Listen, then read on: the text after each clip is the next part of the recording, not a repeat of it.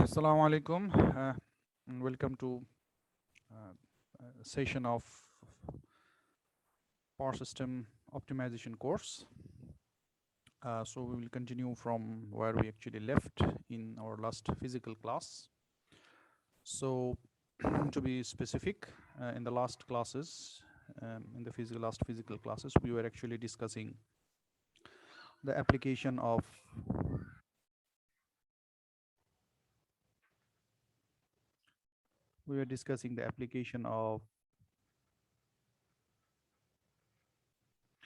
the Lagrange multiplier lambda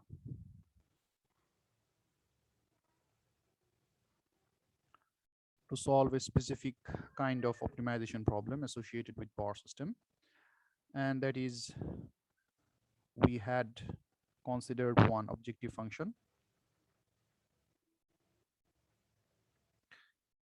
which was either a minimization type or a maximization type. So for our case it was like a minimization problem. So we were targeting to minimize an objective. In our case it was the fuel cost function for generating units, thermal generating units. And besides that, we were also considering the problem to be a constraint optimization type, and the constraints were equality type. So if that is the case, then what we actually did, we incorporated this objective function and the constraints together to form a Lagrangian L.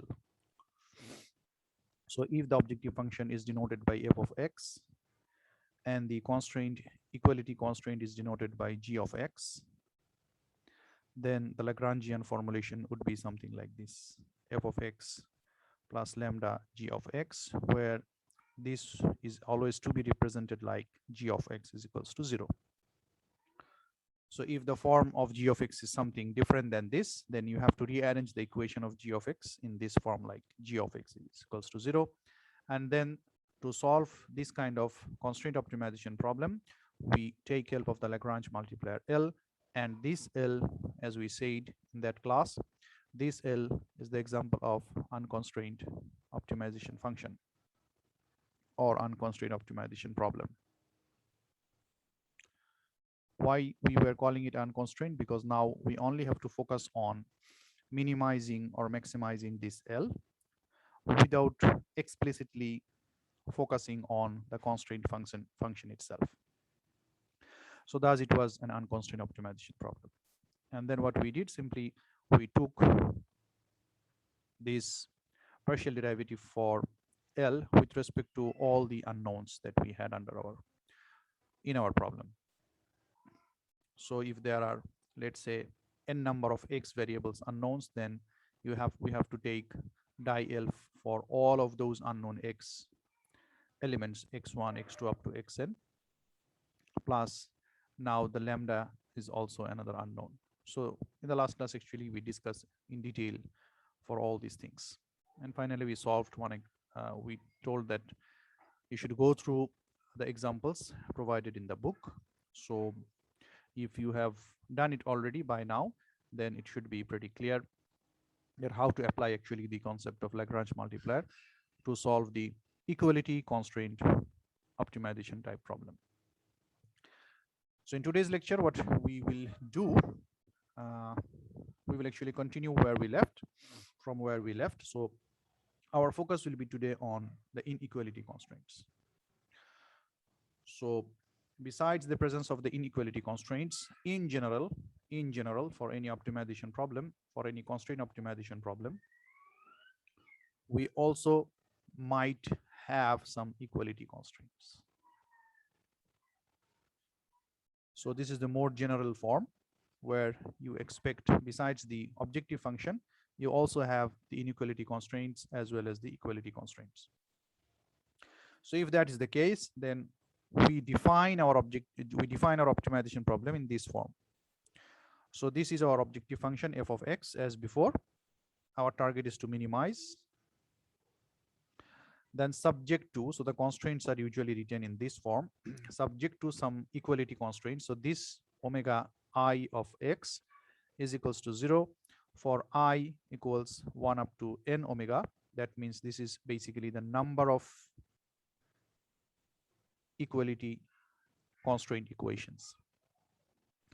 So you have omega I1, omega 1x, omega 2x up to omega of n omega x. So it will look like this: omega I, omega 1x.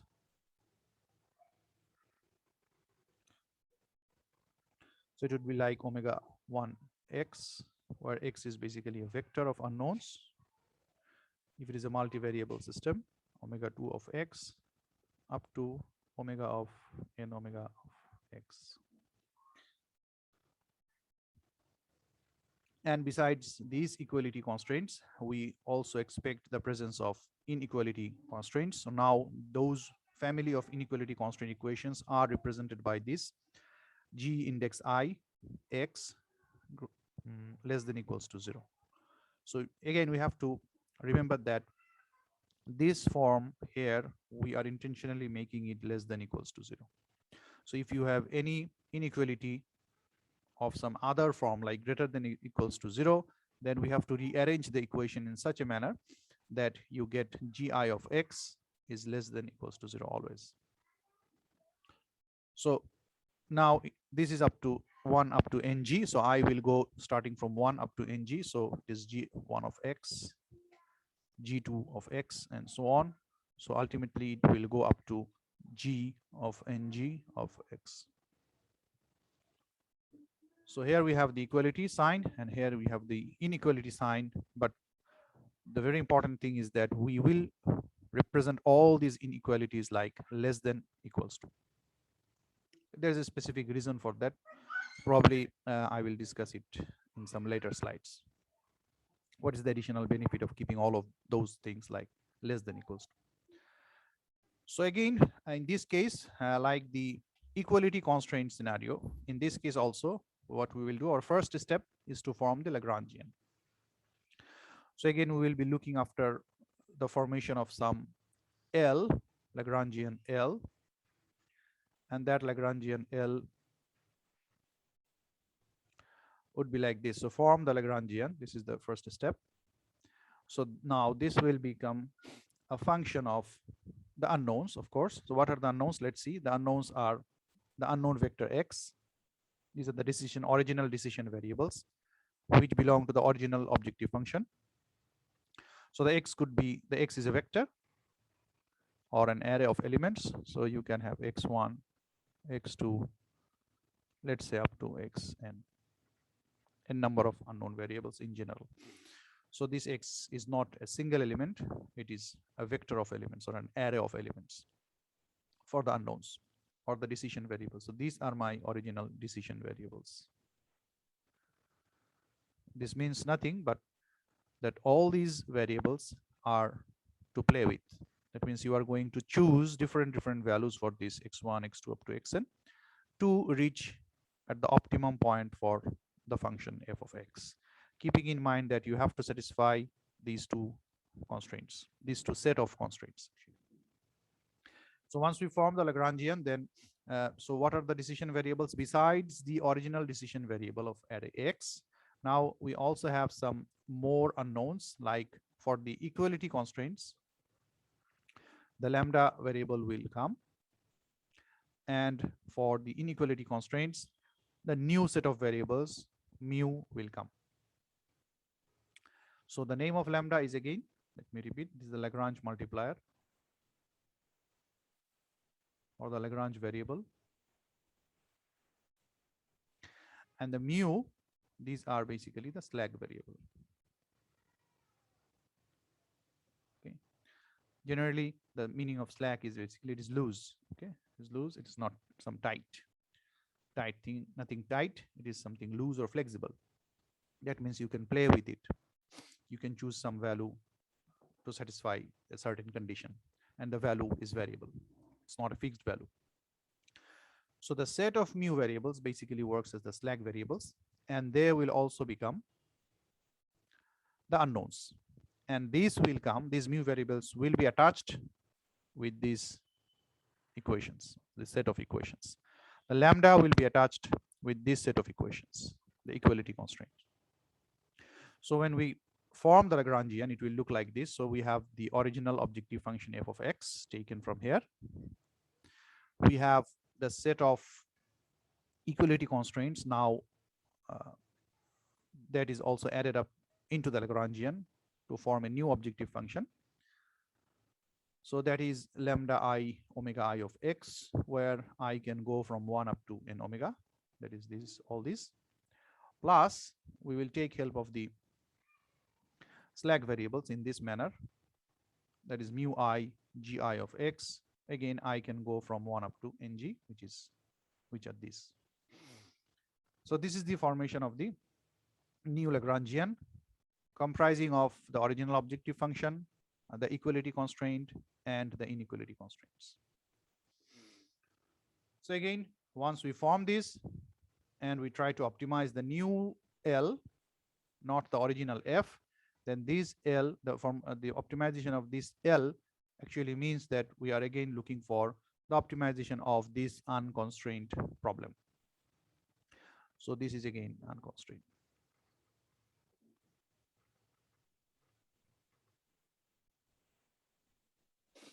Okay, so now let's see if we apply the partial derivative test, the first partial derivative test or the necessary condition test for our Lagrangian, then what we are going to expect. Before that, let me tell you that this application of algorithm that we are going to learn now, that we are going to discuss now, is known as the set of conditions named after three scientists, Karush, Kuhan, and Tucker. So in short, we call them combinedly Kkt conditions, the Karush, Kuhan, Tucker conditions. Okay. So the Karush, Kuhan, Tucker condition says that, again, it is almost similar to the condition where we only dealt with the equality constraint. Okay. So what we have to do, again, we have to take the partial derivative of our Lagrangian L. Now that has to be done for all x. Okay. So for us, we took x as x equals to x1 up to xn. So we are writing it down like die of xi, where I ranges from 1 up to xn, or 1 up to n actually. So I will range from 1 up to n. Then you have to equate it to 0. This is one of the conditions. The next condition, next set of unknown is lambda. So die L over die lambda I is equals to 0. Then the next condition should be for the next set of unknown, and that should be die L over die mu I is equals to 0. So these are the set of conditions we need to test and we need to satisfy to obtain the optimum value for the Lagrangian, comprising of the original objective, the equality constraint, and the inequality constraint parts. So now let's see what we will actually get after we apply these conditions. Before that, let me tell you actually how these slack variables are going to help us to get some linearity out of the, to get some equality out of the inequality. Okay, just with some small examples. Let's see. So for example, let's say I have one of the inequality looking like this. So let's say I have x1 plus, just for an example, less than equals to 3. And I'm saying that, well, actually I need something here. I need something here. I need to insert some positive values along with x1 plus x2 just to make it equal to 3. Okay. So let's make it x1 plus x2 plus, let's say it is mu1, and now it is equals to 3. So because the problem is that we can't choose the value of mu1 at this stage, because x1, both x1 and x2 are our decision variables. You see, x is the set of decision variables. We don't know still what is my x1, we don't know what is my x2, and thus we also don't know what is actually mu1. So thus for this single equation over here, which was originally an inequality type expression, it has now become, or it has been transformed into the equality type or equality type mathematical expression with the introduction of this mu. Okay, now the next question is, so in this equation, how many unknowns? X1, x2, and mu1, 3 unknowns.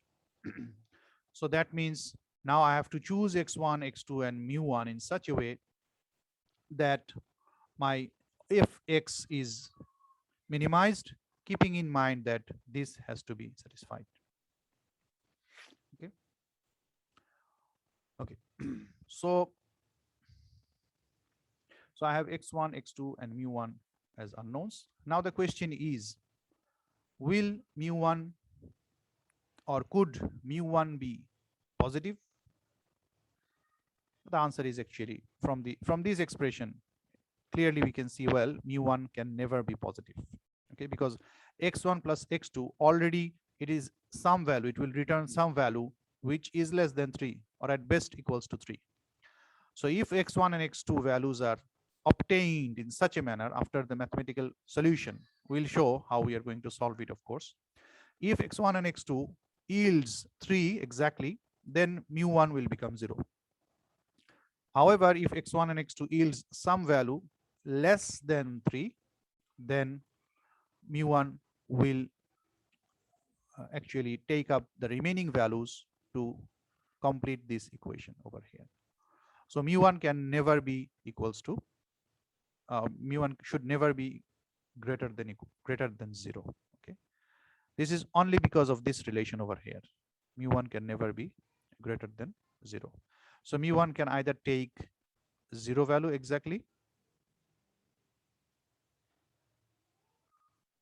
Sorry, I made a mistake. So mu1 should never be negative here. Okay, so mu1 should never be negative.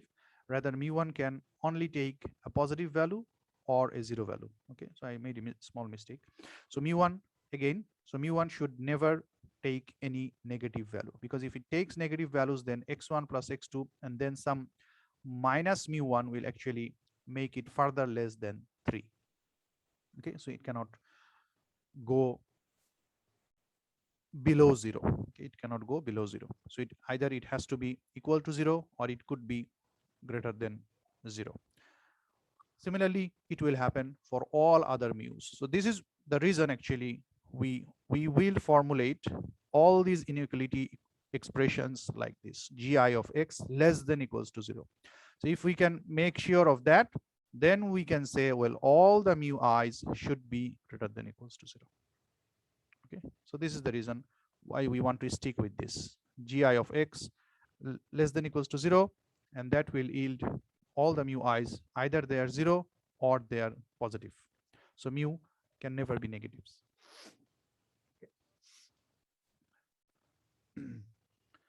So that is a little discussion on the mu, or the numeric values of mu that it can take. Okay. So now let's start with the Kkt conditions. So the first condition already mentioned, di L over di xi should be equals to 0 at the optimum point. So we see some additional superscripts here. This is nothing but the 0 superscript, x of 0 superscript means it is the value of x at the optimum point. So this is nothing but the optimum point. Okay. Similarly, lambda of 0, it is the value of lambda at the optimum point. Mu of 0, it is the value of mu at the optimum point, and so on. So this 0 is nothing but to represent that it is one of the optimum points. And that should be checked, or that should be made equal to 0 for all the x unknowns, which is 1 up to n in this case. So that takes up this first set of equations. When you take the second set of equations, di L over di lambda I is equals to 0, that would simply return this. Okay.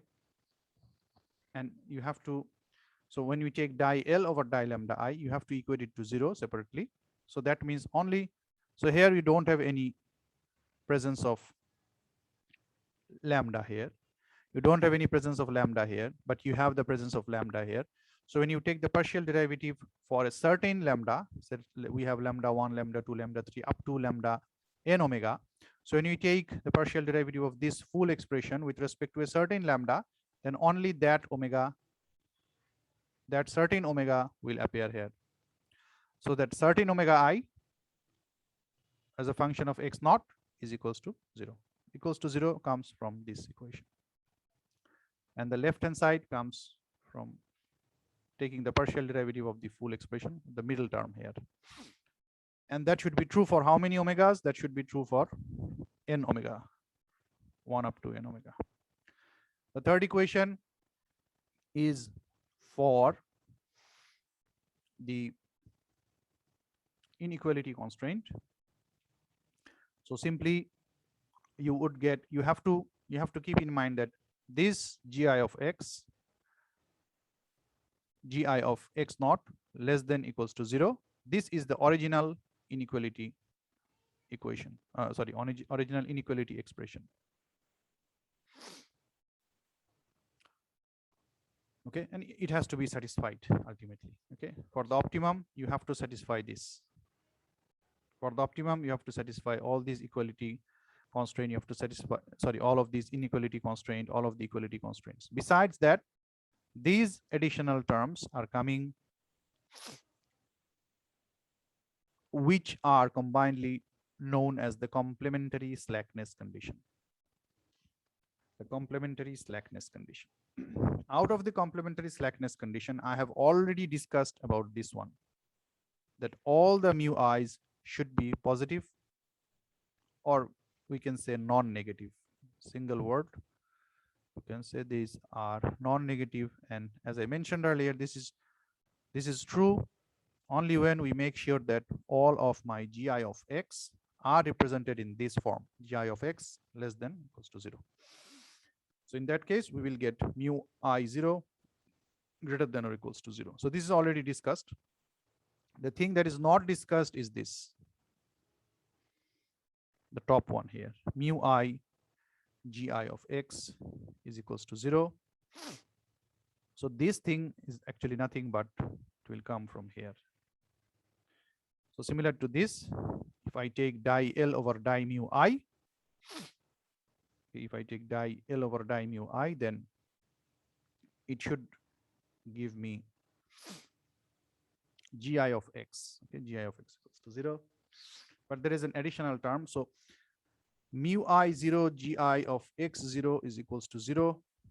From where do we get this? Basically, this thing is telling us that either, let's give an example for this. So let's say we again go back to that example, x1 plus x2 less than equals to 3. So this is the example that we were talking about earlier. So let's go back to the same example just to make you understand what is actually mu I 0 gi of x0 is equal to 0. What is the meaning of that? So as we said earlier, that the given constraint is this. This is given. So this is basically this x1 plus x2 less than equals to 3 is basically this. Original one is this. So original one has to be satisfied. Now we said that, well, we will introduce some slack variables. And here the slack variable condition should satisfy this mu I 0 is greater than equal to 0. So we said, let's say x1 plus x2 plus the slack variable mu1 is equals to 3. So introduce some mu1 to make it an equation, not an equality, rather an equation. So now mu I or mu g multiplication should be equals to 0. That means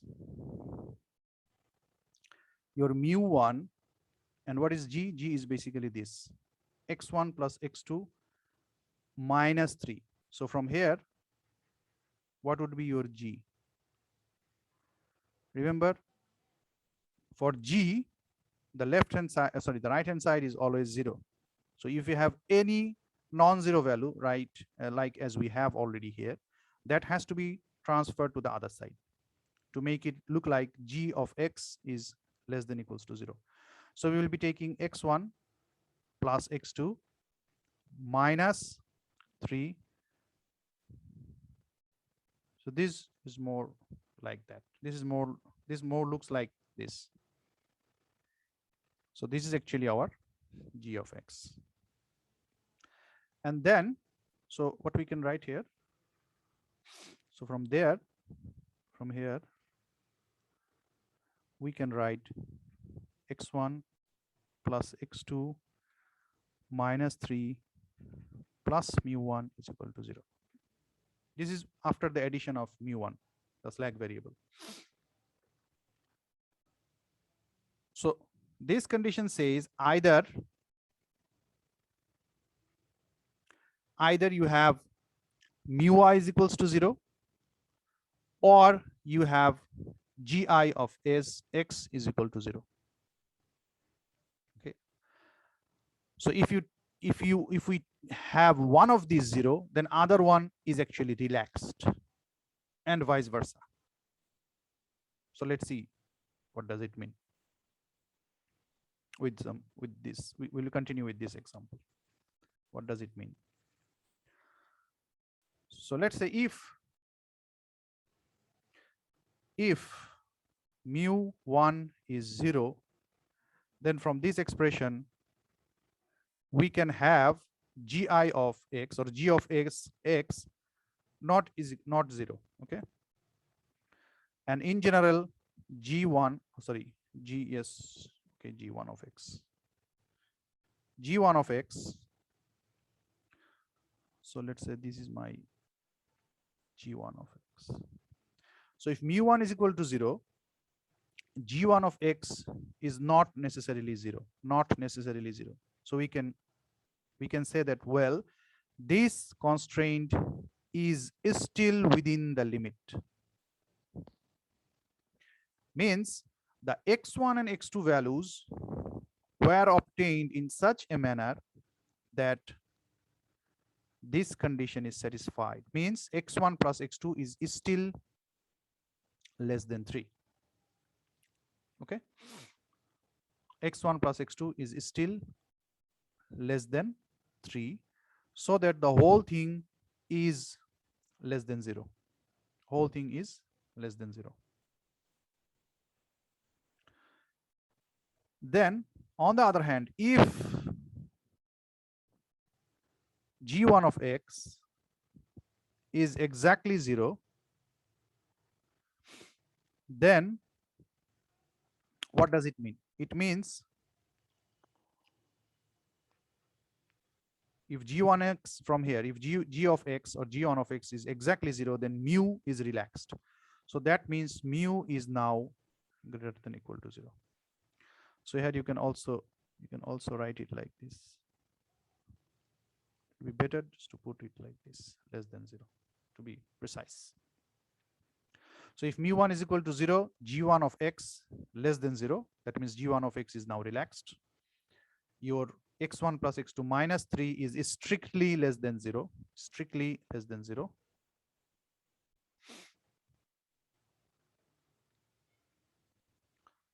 On the other hand, if g1 of x is exactly 0, so your mu1 has to be positive. Mu1 has to be positive. Means what? Means here you should have some positive values just to make g1 of x is equal to 0.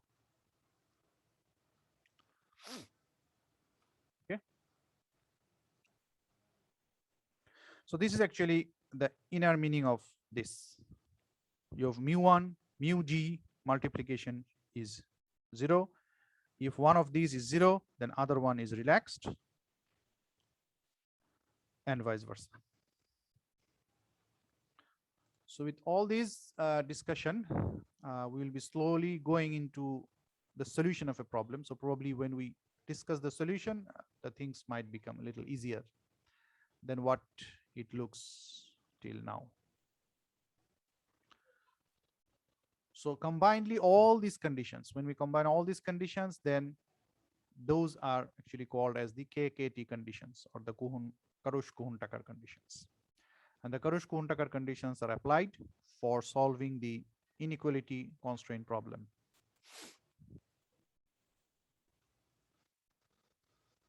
Okay, a few more things to ponder upon, like we have the inequality constraints. So this is already I said, and this is further terminologies or further explanation. You can say that if mu I is equals to 0, the constraint is relaxed, means it is non-binding. So you see gi of x is less than equals to 0. On the other hand, if mu I is greater than 0, the constraint is binding. Okay, it is binding. You have reached the limit. Remember the limit for gi of x. If this is the condition, then what is the limiting value? The limiting value is this. And once it is reached, then we call it binding. If it is not reached, that means if it is gi of x, capital X of course, less than 0, that means you can be at any position, for gi of x which will yield any value less than 0. So you are free to choose. Okay, you are free to move here. Here you are not free to move. You have fixed your, you have reached actually the boundary, the limiting value for your constraint.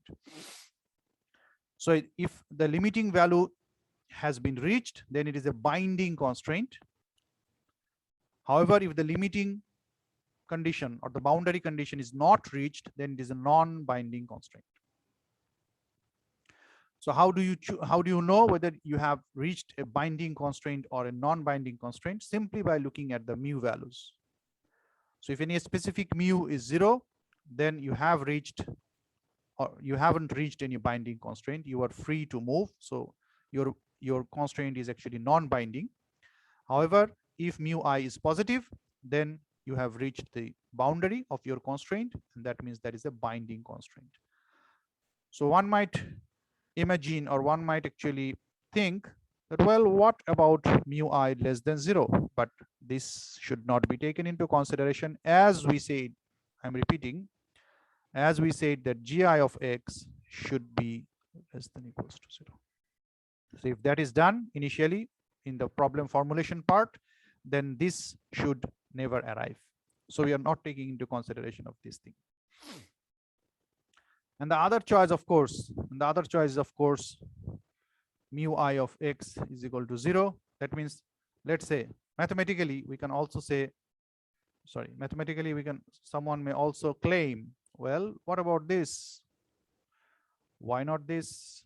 If this has to be equals to 0, then we can say, of course, at the optimum point. Some might say, well, mathematically, this is also true.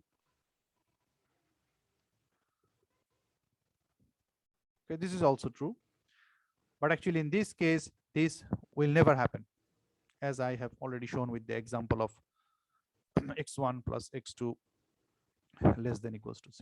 So these will never happen. So either you have to have some non-binding situation or some binding situation. This will never happen. This will never happen as long as you are representing your inequality constraint in this manner. And theoretically, for these cases, this combination will never arrive.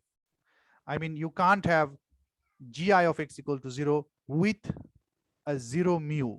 Okay, you can't have this. Okay, so if you want to have some gi of x equal to 0, you have to have some positive mu. This is the conclusion. I hope it is clear, but if you still have any query, then we can take it. You can take your questions in the physical classes once we meet again, inshallah. Okay, so now let's move on.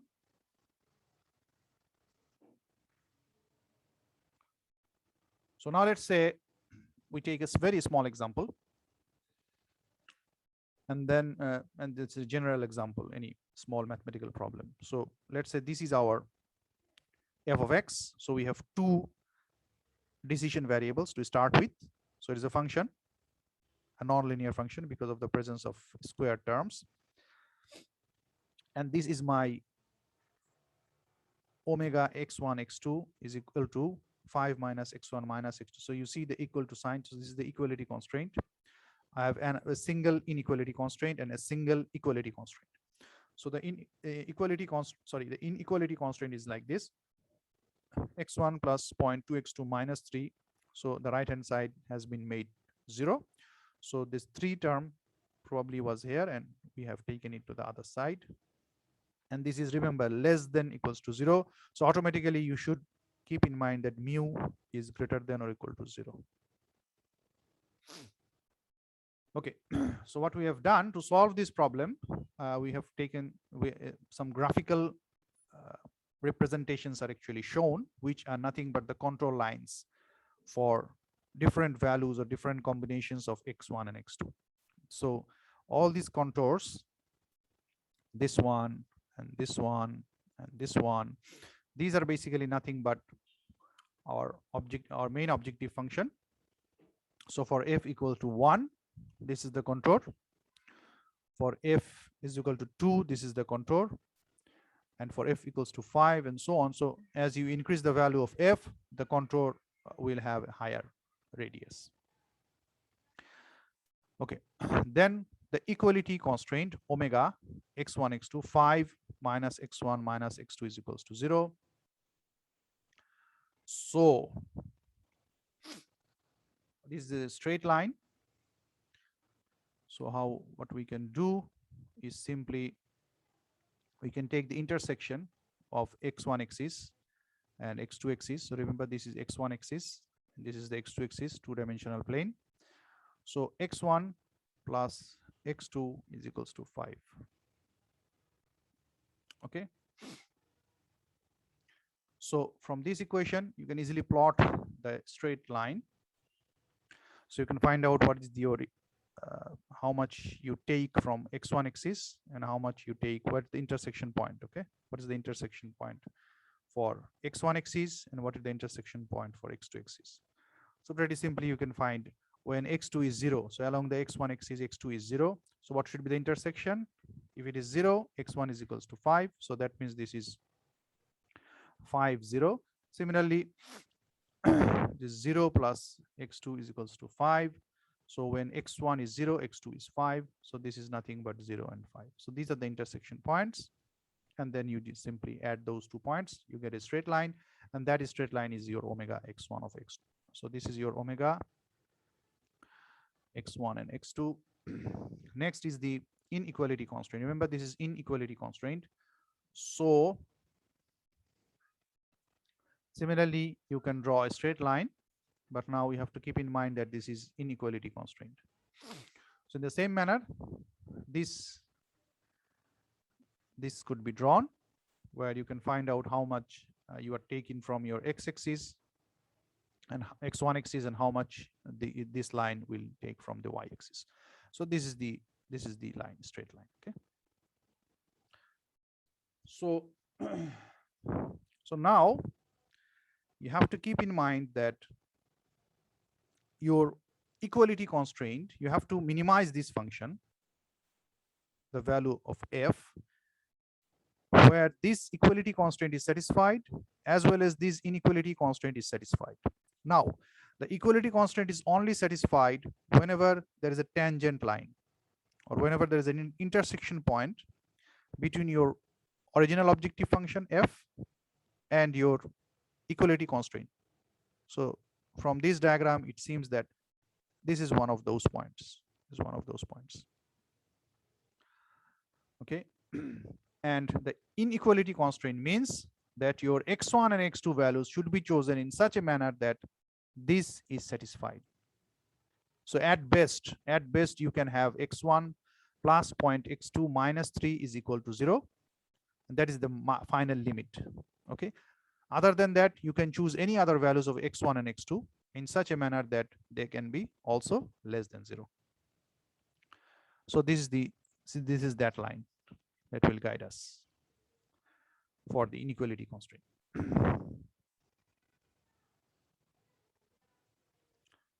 Now let's try to solve it mathematically other than graphically. Let's try to solve it. For simpler problems, the graphical approach is fine, but for a more complex problem, you should go for some generic approach. So here the mathematical approach is shown that we already discussed theoretically. So you have to form the Lagrangian L. So this is your original f of x. This is your lambda into omega x. So this is your lambda omega x1, x2. This is your f of x1, x2. This is your mu g x. So this is the Lagrangian. Then what we have to do, you have to apply the 4 conditions for the Kkt. Condition number 1. Condition number 1 is this. What we have to do, you have to take the partial derivative of this Lagrangian L with respect to your x vector. So basically it says di L over di x1 di xi, where I is equal to 1 up to n. So here n is 2 because you have x1 and x2. So you have to take di L over di x1, and then you have to make it to 0. You have to take di L over di x2, and then you have to make it to 0. So if that is done with respect to this L, so you can do that. So you have 0.5 x1, then minus lambda, then plus mu. Then for di, and then that is equal to 0, di L over di x2. So you have this 2x2 minus lambda plus 0.2 mu, and that is equals to 0. The second condition, if you remember, the second condition is simply this one. You take di L over di lambda, you make it equals to 0. So if that is, you can clearly see, if that is done, then you don't have any lambda here. You don't have any lambda here either. So you only have lambda here. So the coefficient will come down here, 5 minus x1 minus x2, and that is equals to 0. So this is simply the second condition results. The third condition is simply the gi of x less than equals to 0. So that means you simply repeat whatever you have. This is our gi of x, x1 plus 0.2 x2 minus 3 is less than equals to 0. So that has been repeated here from the original problem statement. The fourth condition is the complementary slackness condition. It says mu g of x is equals to 0, and at the same time mu should be non-negative. So this is the complementary slackness condition. So these are the 4 conditions, and now let's see how we are going to solve it. So after the application of all these 4 conditions, we have got some equations and some inequalities, of course, and some additional conditions over here. So let's see how the solution goes.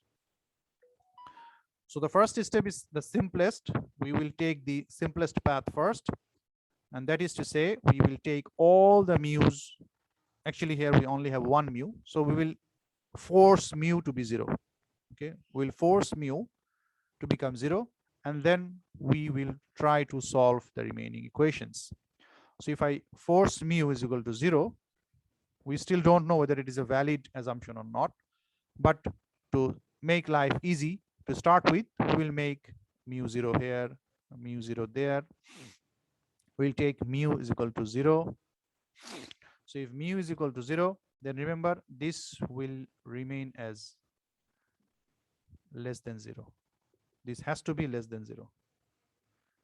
This is the complementary slackness condition. Okay, if mu is 0, then g of x is less than 0. Both cannot be 0 simultaneously. So you see, if we can do that, then simply this will be 0.5 x1 minus lambda is equals to 0. 2x2 minus lambda is equals to 0. This will remain as it is. 5 minus x1 minus x2 is equals to 0. And mu is also equals to 0. So How many equations and how many unknowns? Let's see. So then from condition 1 and 2, I think you can do that quite easily. You just make mu is equal to 0 and try to solve for x1, x2, and lambda. So how many equations you have? This is one equation. This is another equation. This is another equation. This is 0. This is 0. So this is one unknown. This is another unknown. And this is the third unknown. So you have 1, 2, 3, 3 equations and 3 unknowns, linear equations. You can solve it. So after that solution, you get x1 equals to 4, x2 equals to 1, and lambda equals to 2. Now you have to plug these values to your g of x expression. So what was your g of x? G of x was simply x1 plus 0.2 x2 minus 3. Now this has to be satisfied. Okay, remember, this has to be satisfied because you took mu is equal to 0. So g of x should be less than equals to 0. So by choosing mu intentionally, we tried to get the result, and now we got the results for x1, x2, and lambda. We will check whether this is satisfied or not. So let's see.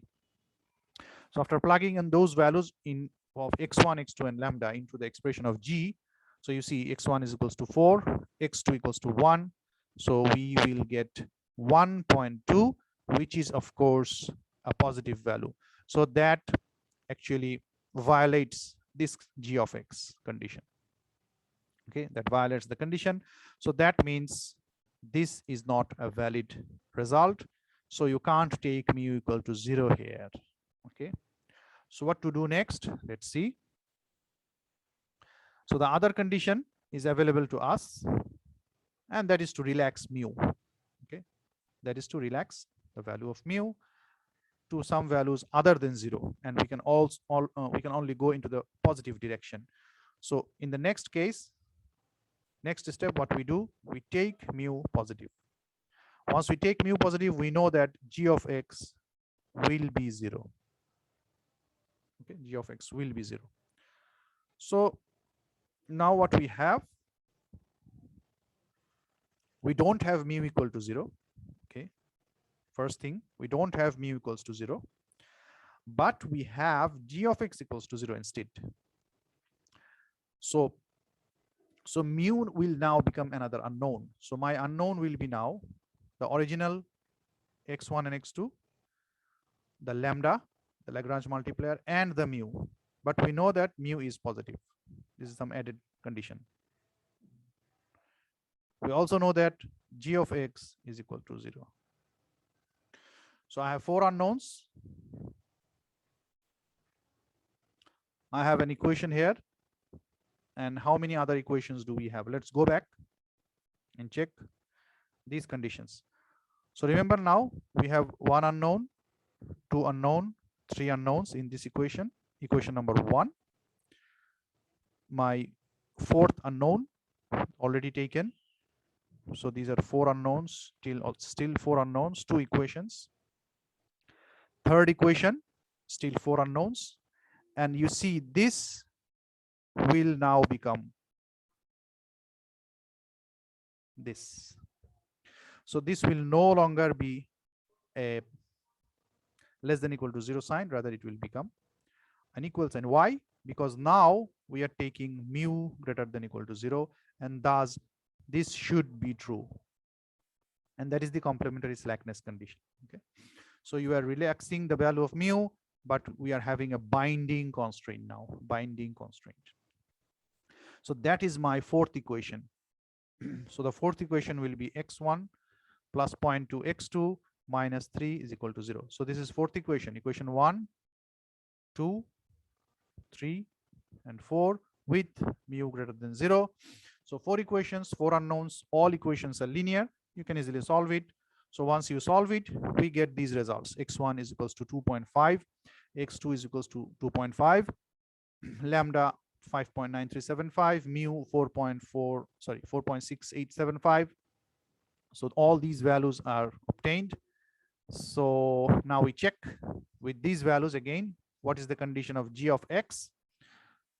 So g of x, after I plug in all these values, I find g of x is equals to 0, which should be the case. And all conditions are now satisfied. I have mu positive. Sorry, I have mu positive. I have g of x equals to 0, and all conditions are satisfied. Okay. So in this manner, we have shown that how we can solve a small problem, an arbitrary problem of a small dimension. Okay, two unknowns. Two initial unknowns plus this lambda and mu, and how you can play with the value of mu. Okay.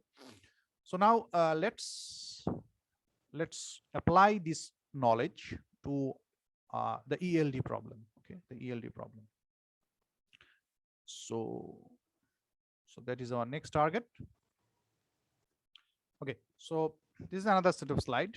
Actually, this is the slide for the economic load dispatch, and the initial things already discussed in the class. Most of the things, there could be some additional things, but no need to worry about all these things for the time being. Our main focus should be the application of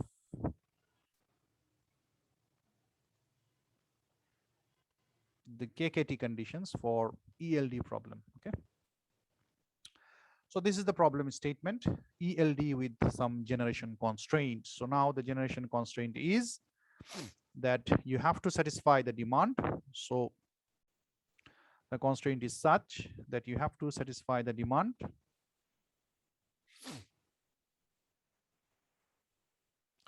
So your total generation, summation of PGIs, should be equal to P demand. This is the equality constraint. I equals 1 up to number of generators, you can say. And the inequality constraints now will be all these limits for the generating units. So PGI min and PGI max. So these are the inequality constraints. This is the equality constraint. The objective function is again f of x, and that is the total cost, f total, which is nothing but the summation of all the cost functions. So you can say C I cost of ith unit, I equals 1 up to ng. So this is my target. This is my objective function, initial objective function. This is the equality constraint. This is the inequality constraint. And we assume that we have 3 generating units. This is the demand data, 975 megawatt. This is cost function number 1 for generating unit number 1 in dollars per hour. So again, the cost function is quadratic in nature. This is the cost function number 2, quadratic in nature. This is cost function number 3, again quadratic in nature. And besides these, you also have to satisfy these inequality constraints. These are the minimum PGs and these are the maximum PGs. So still in this problem statement, we have only included the generator limits. We still have not considered the transmission or the network losses. Okay, that will be our next topic, inshallah, one of the future classes. So okay, so this is the problem statement. So now we are in a position to formulate the Lagrangian and try and solve this inequality constraint optimization problem with the help of the Kkt condition. So let's first formulate the Lagrangian. So this is the big Lagrangian. Okay. So first of all, we simply add up all these cost functions for individual units. So the total cost is the cost for unit number 1. So this is the cost for unit number 1. This is the cost for unit number 2. This is the cost for unit number 3. So basically we have C1 plus C2 plus C3. Then we have one equality constraint. So this is lambda, the Lagrange multiplier. Then this is basically we are trying to make it look like P demand minus summation of PGI, I I equals 1 up to 3 here, because we have 3 generating units, and that is equals to 0. And then we are multiplying this whole thing with lambda. Okay, so this is what we have here. Then we have how many slack variables here. This is the interesting point. How many inequality constraints do we have in this case? Let's see how many inequality constraints. So now, although it looks like we have 3 here, but actually we have 6 inequalities. Why? Because you see, this says 200 less than PG1, right? And this single line also says PG1 less than 450. Okay, so this one I can also write it like PG1 is greater than 200, isn't it? But the problem is that, as we said in our theoretical discussion for Kkt conditions, g of x should be represented like g of x is less than equals to 0, just to keep the mu variables all positive, okay, or non-negative at least. So thus this expression has to be modified.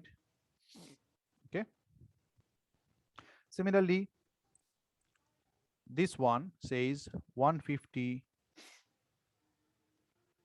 PG2, which is same as PG2 is greater than 150.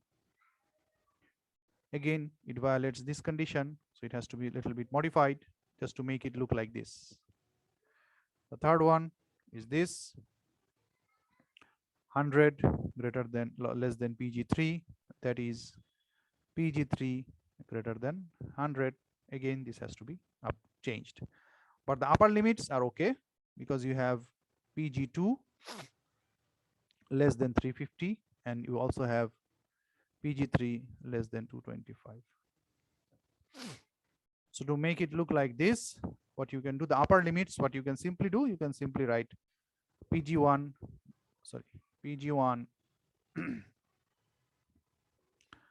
minus 450 is less than equal to 0. This is for the first upper limit for generating unit 1. The second one, PG2 minus 350 less than equals to 0. Third one, PG3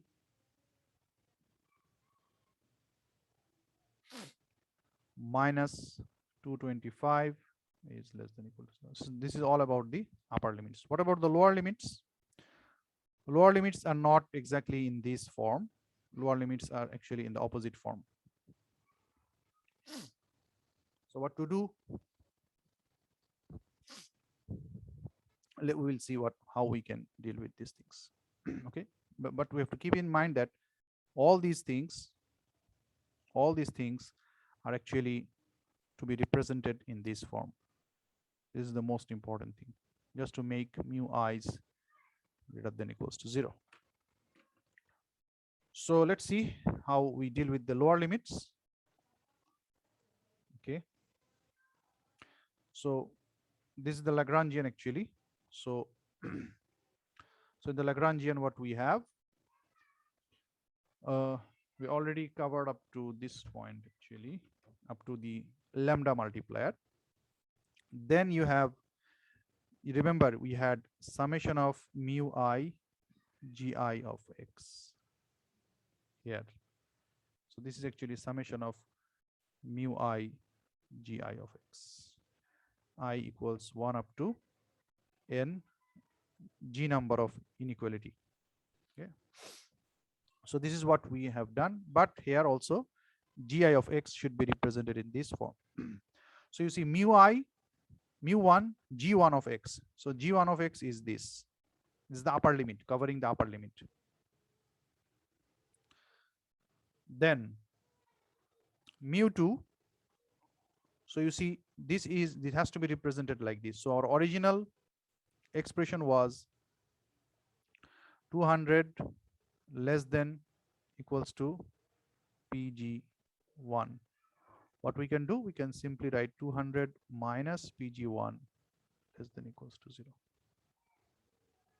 Okay, so you see this is mu2 associated with the lower limit of generating unit 1.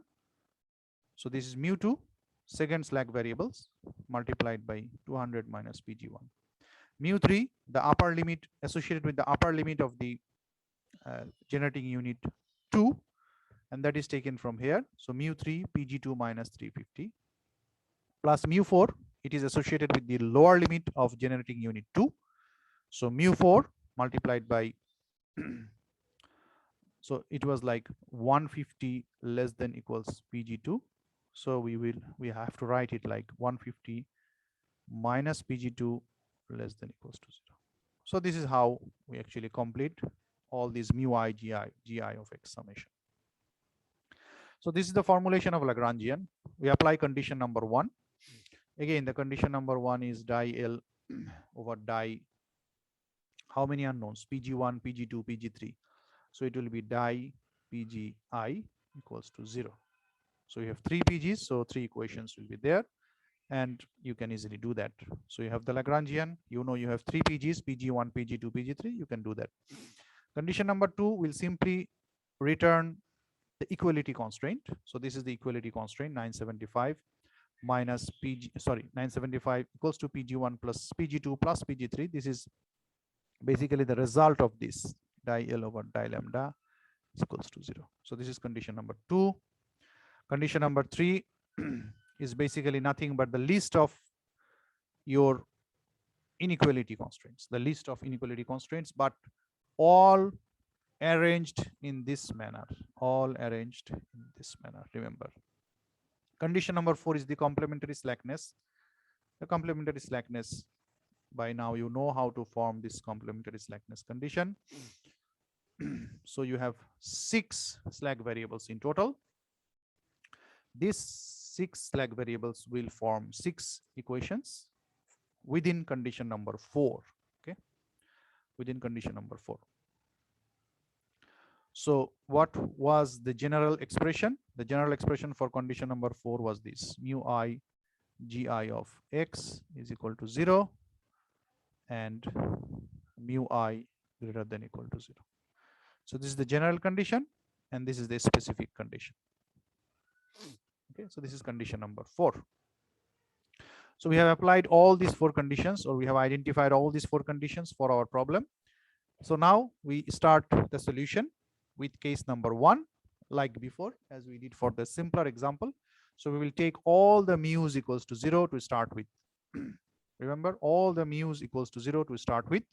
So if we do that, then you see mu1, mu2, mu3, mu4, mu5, mu6, all these 6 will be 0.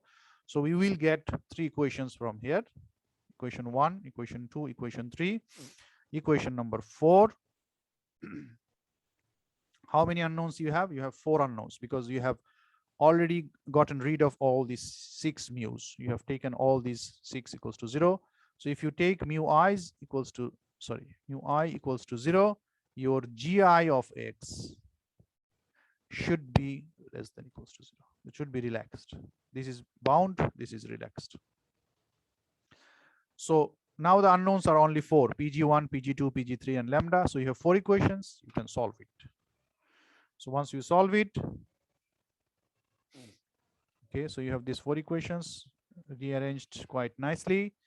And once you solve it, you get the results as shown here. So what is the result? You have PG1 is 42.98947, PG2, PG3, and lambda. But unfortunately, this is not a valid optimum solution because PG1 has already violated its upper limit. Okay, so if we check back, we go back to the main problem statement, PG1 maximum can supply 450. Here it is giving you 482. However, the PG2 and PG3 are within their limits. So PG2 is 305, which is between these 2 limits. PG3 is 186 point something, which is again between these 2. So only PG1 upper limit is violated. Okay, upper limit is violated. So what we have to do, we have to set that specific mu to 0. Okay, sorry, we have to set that specific mu to non-zero. Remaining all the mu's will still be at 0.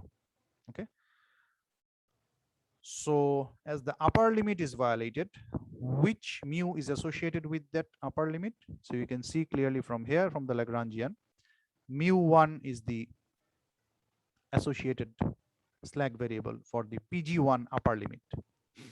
So because the PG1 upper limit is violated, so we have to now relax mu.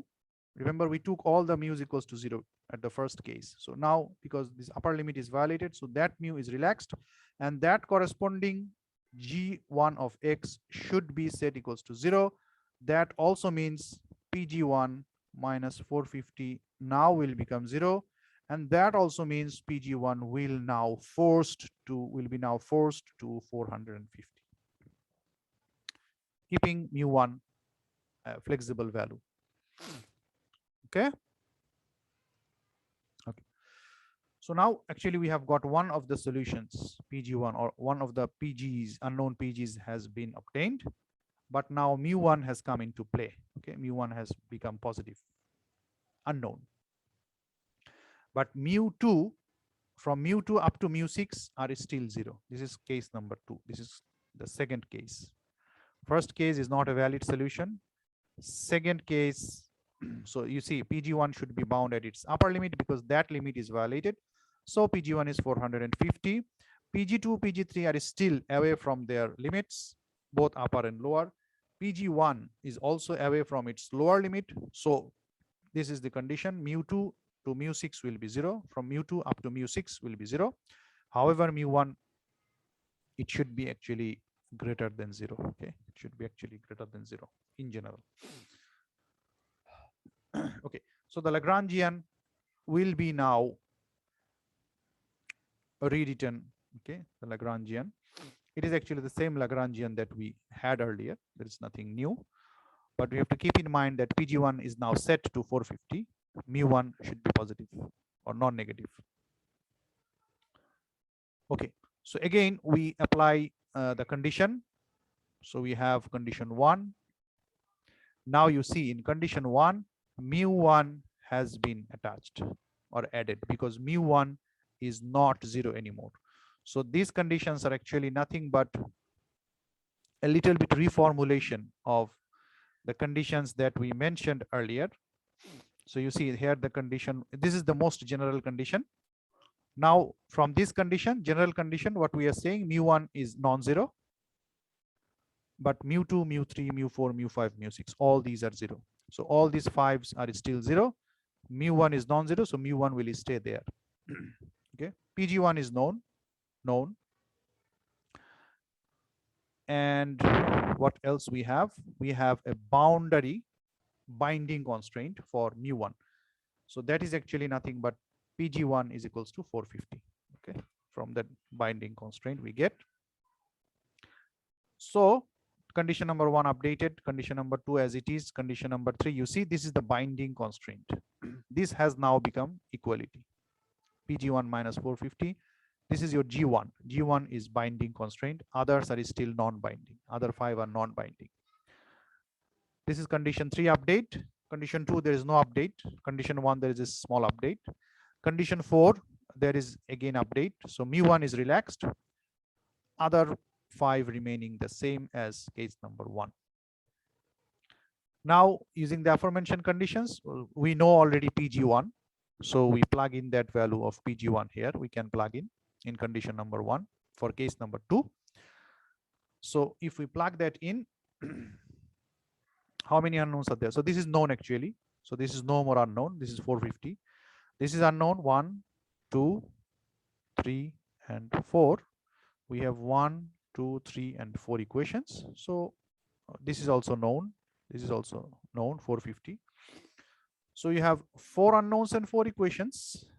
So you can solve it. Once you solve it, then upon solving, we get PG2 325, PG3 200, and PG1 is actually set at 450, so it's no more unknown. Lambda is 9.4, and mu1 is positive, strictly positive. It is not exactly 0. So now we again check back PG2 and PG3 limits. So what was our original PG2? PG2 maximum limit is 350, minimum is 150. So the result is less than 350. Okay. PG3, it is 200. The result, PG3 limit is 225 upper limit. So it's not violated. So you see all the constraints are now satisfied. So this is the optimal solution. Okay. So in the second case, we get the result. The interesting thing would be if even in the second case, some limits were violated, how would we proceed? Okay. So this will remain as a question to you. Hopefully you can answer it. Okay. So, okay, I hope today I should quit the session, online session for today. You will get the recording in the Google Classroom. I will open a Google Classroom for sharing all these lecture materials with you. So please go through this lecture before coming to the Friday's class, and please come up with the questions. If you have any query, you are always welcome to ask the questions at the starting of the class. Okay. So till then, stay safe and stay healthy. Assalamu alaikum.